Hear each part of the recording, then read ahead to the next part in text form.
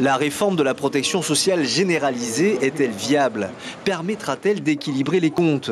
Des questions qui reviennent dans la bouche des représentants du CESEC et qui ont été posées à leur invité ce matin, Yvonique Raffin.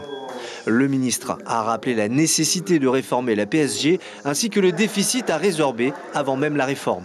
Il fallait d'abord répondre à l'urgence parce qu'effectivement nous avions une temporalité d'urgence à rétablir les grands équilibres.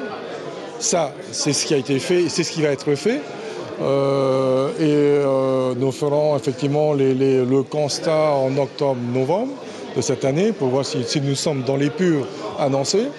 Le ministre est resté 1h30, trop court pour répondre à toutes les questions. Certains élus veulent savoir si un éventuel toilettage des textes qui régissent la PSG sera effectué.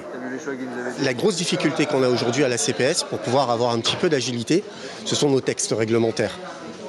Ils datent depuis le début, ils se sont empilés. On a une espèce de millefeuille avec des textes qui sont parfois en contradiction. C'est pas toujours très clair. Et du coup, quand on veut faire quelque chose, on est freiné par ce règlement. D'autres s'inquiètent de ce que les 109 préconisations du CESEC, rédigées en 2010, ne soient pas toutes adoptées.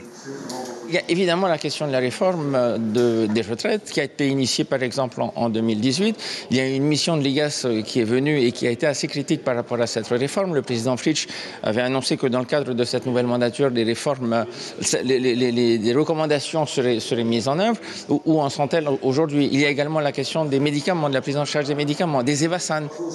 Bien d'autres questions attendent d'être posées. Le ministre a promis de revenir pour y répondre plus largement. L'information en continu sur Polynésie la première, Internet et réseaux sociaux.